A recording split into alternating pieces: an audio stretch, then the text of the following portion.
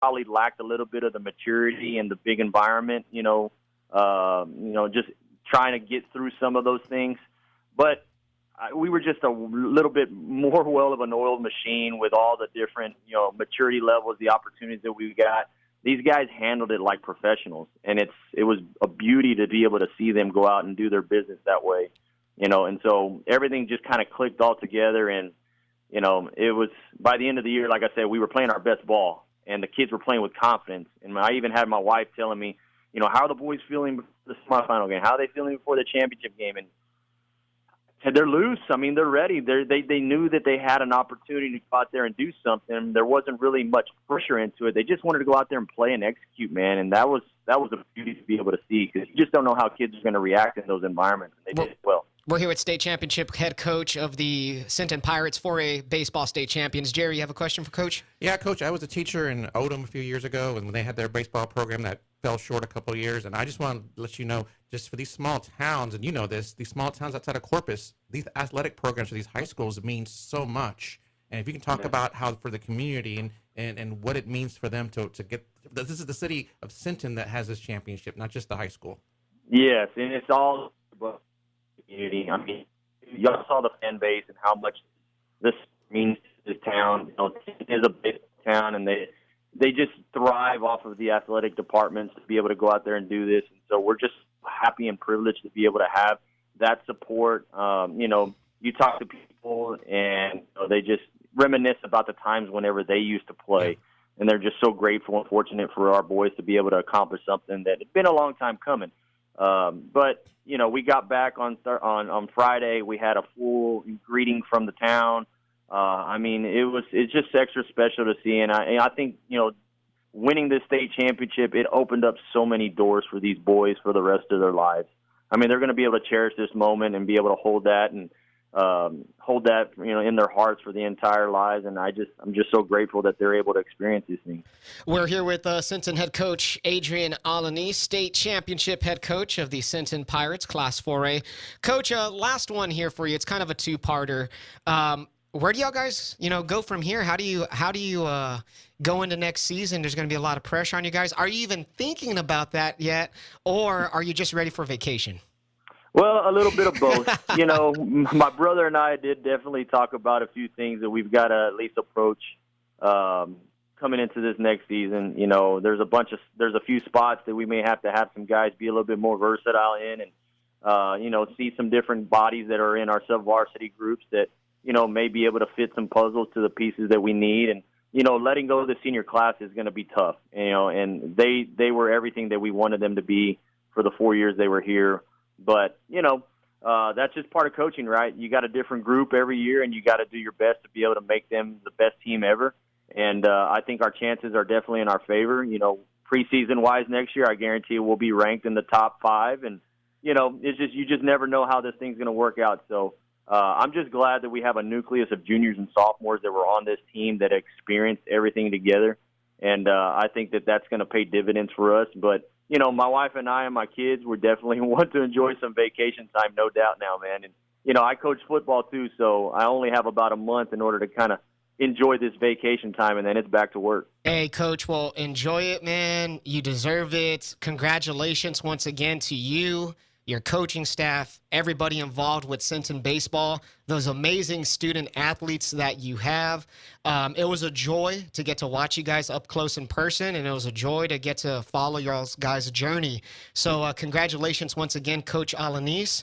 And we got to catch up sometime to talk some ball, man, if you're willing to do this again. Absolutely, man. I always love to talk. There we go, Coach. Well, you have yourself a good rest of your day. Thank you for your time, and we'll catch up down the line. Have a good one, Coach. Thank you, guys. Go Pirates. There we go. There he is, the 4A state championship head coach of the Sinton Pirates, Adrian Alaniz, legend. That was great. Championship won as a player with Sinton.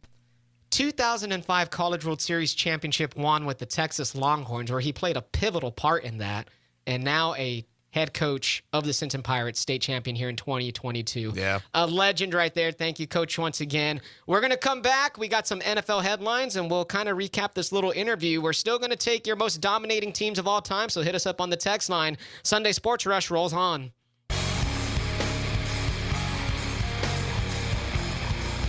Welcome back to the Sunday Sports Wrestling News Talk, KEYS. James Espinosa, Alex Weister, Aiden Ducker, and Jerry Plemons with you this morning till 11 a.m. We just had Sinton head baseball coach, state champion, Adrian Alaniz on the line. Fantastic interview. We'll have that one podcasted for you after the show. We'll spread it around on social media in case you missed it live. Excellent stuff, man. Excellent stuff. Great head coach. Only great things to come for him and that program. Scott Malone is in here. Islanders head baseball coach in here on Twitter. Scott says, Coach Malone says, great interview. Super proud of South Texas baseball. Sinton and London brought home the hardware. We are the damn straight, Coach. The Coastal Bend are the official kings of baseball right now. Yep. Damn straight. Thank you, Coach, for the compliment on the great interview. It was a long 12 years, but we're back on top, man. RR is in here on the text line, 361-882-5397. He says, excellent show. You guys are some real pros. Keep up the great work. Thank you, RR. Shout out, RR. I gotta see y'all again sometime soon, man. Yeah, that was awesome. Got any final thoughts, anything? What's crazy is we could have had 3, because looking at it, Georgetown winning states for 5A, Ray beats them. We may be talking about 3 state champs in the Coastal Bend. Yeah, we're not. That's not even a lie. Ray was very close, but London and Sinton, well deserved. Congratulations once again, and thank you for your time, Coach Alaniz. Let's go ahead. I know it's a short segment, but let's talk just a little bit of NFL. A little bit of NFL stuff here this morning, and man, Aaron Donald's back. Aaron Donald got a new contract with the Rams. He's going to be that makes Donald the best paid non-quarterback with his new deal. As I bring up the article, they reworked Donald's deal. They gave him a $40 million raise over the last 3 years of his existing contract, making him the first non-quarterback to eclipse $30 million per season. The reworked deal brings the total value of Donald's contract to $95 million over 3 years. So remember last week how rumors he might retire? Well, guess what? He's back, and he's going to cause more havoc. So, and guess what? You know, the Rams willing to spend money on their players got them a Super Bowl. Yeah. And, you know, Stan Kroenke, and then Leslie's the GM, but Kroenke, the owner, he doesn't really get talked about as a top owner, but I'll give him credit on this, that he was all in with his team. He saw that he had a talented team, and, you know, therefore, him and the GM, Leslie, made the moves they had to make to eventually build this championship. Speaking of moves that the Rams made, they also got Cooper Kupp a 3-year, $80 million extension. Kupp is set to make $110 million over the next 5 years, netting the latest massive contract given to a wideout after the market was reset in March. The extension includes $75 million guaranteed for Cooper Kupp. He's going to be making about $22 million a year. At some point, this is going to catch up to him. 2 or 3 years from now, their salary cap's going to be worse than the They're Saints. in now. You say that now, but it happens year in and year out. For some reason, teams just find a way It's out. going to catch up to him, and it has to. At this point, though, Jerry. But you don't care because they got the championship. Yes. True. Yeah, that's the thing, if the man. Cowboys sold out their salary cap for 20 years right now, I I would take it. as a Cowboys fan, I don't care. I'd sacrifice the next 10 years or so of crap football to do what the Rams are doing and just sell out and maybe get one. And even that's how desperate I am. Even that, although the Saints lost a couple players, they were able to rework their cap situation. I'm willing to go through the 2000 through 2007 Cowboys where they went 5-11 for 3 straight years. I'm willing to do that again. You know my just pain for now. one Super Bowl. You know my Just pain for with one those more. 7-9 Saints seasons. That was agonizing. More NFL news. Baker Mayfield was excused from Browns minicamp. It was a mutual decision by both teams. So Baker Mayfield won't be at minicamp. I am so glad the Browns did this to themselves. They did not do enough homework, obviously, on Deshaun Watson. And Deshaun Watson potentially might not even play the season. He is a menace. I forget who it was that posted on Instagram that they were getting a massage. Like, there was a picture of them getting a massage, and in the comments, he replied with the eyes emojis.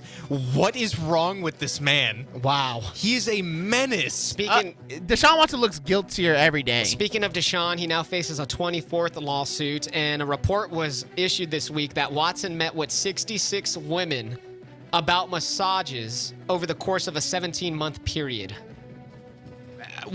Why? And that the Texans helped. Oh, and that the Texans also facilitated in this because they gave Deshaun Watson NDAs, non-disclosure agreements, to use for his massages to get women to sign them.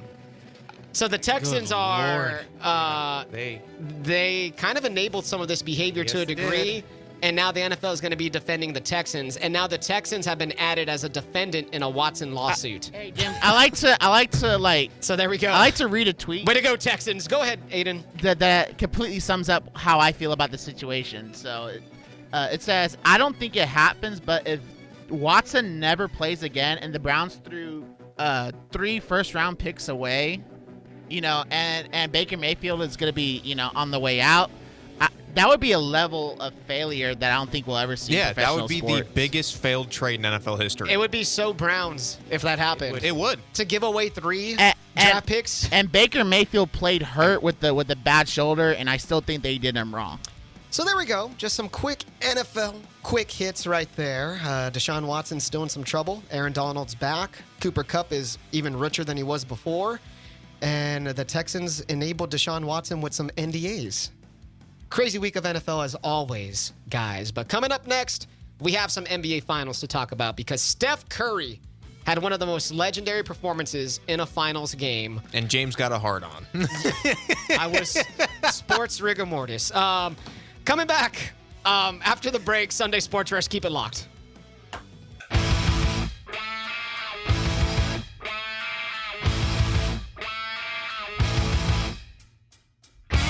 Welcome back to the Sunday Sports Rush, episode 76. James Espinosa, Alex Weister, Aiden Ducker, and Jerry Plemons with you this morning till 11 a.m. It's been a fun show so far. Thank you guys for listening and being by the dial, being on the computer, listening to the 1440 Keys app. However you're consuming us, we appreciate you. Jerry Plemons is with us. Crossroads Clinical Research. Jerry, give us the latest. If you are needing $100 and you're willing to help us get birth defects, make a thing of the past, give us a call, 288-4668. We're doing a research study for a vaccine to prevent birth defects. We're looking for 18, 35-year-olds that want to help themselves with the $100 and help the future. There we go. Give us a call. Thank you, Jerry. 3cra.com for more info. Thank you, Jerry. We appreciate that. So there we go. Give Jerry a call if you're interested. We do have some reaction, guys, to our interview. Luis Garza is in here. Luis says, what a damn interview. What a great damn interview. I can listen to Coach Alaniz talk baseball all day with the hook 'em emoji. Awesome. Thank you, Luis, for tuning in. My friend JJ Rojas is in here. JJ sent me a Snapchat of him listening to the interview in his car. So that's pretty awesome. Thank you guys for supporting and listening to us and for getting in this morning. We have some more reaction to the creature that we talked about in WTF, the Amarillo Creature. And in case you guys missed that segment, we talked about it. The creature that was caught on CCTV The outside unidentified Amarillo object. There we go. This outside of the Amarillo Zoo. This has always been my favorite music bed we've ever had. It's great. And War Eagle tweeted in the picture of the creature and then a side picture of the Spurs Coyote. He says it's the Spurs Coyote out there. Kind of looks like Eerily similar. Right? Look at that. I'm looking at the picture right now. Spurs Coyote and the creature. Yeah, very. That's my leading theory now. The only thing very similar. I agree. What is Spurs Coyote doing out there? The only thing is that I agree with Jerry. There's nothing out there in Amarillo. Like, are there even any trees out there? No, there's nothing. Dude, it's just flatland. It's flatland, yeah. Flatland, dude. I've been out there. It's just a city surrounded by nothing. Like, where were these mythical creatures? It was one of my worst road trips I've ever made. Where were these mythical creatures hide? That's the thing. We have at Spurs for Life on Twitter. He says it's a effing raccoon. Come on now. That's a big raccoon. So really big raccoon. I mean, is it the picture? I mean, is it depth perception? It looks normal size to me. Luis is in here once again. He says it's a guy in a suit that his head looks like a raccoon. Head/face looks like a raccoon. A guy in a suit. So there we go. Just some leading theories right there on what this Amarillo creature is. You're still at 40% that it's... I'm still 40% Dogman. You're insane. You're insane. Variant 1, like Mark D said. Yes. Variant 1. The fabled Variant 1 Dogman. Look it up on your phone. You're insane. You're insane. Sorry, as I just took a big rip. All right. Let's go ahead and transition into something that wasn't a mythical creature, but played like a mythical creature. Steph Curry. NBA Finals Game 4. I didn't know how to segue.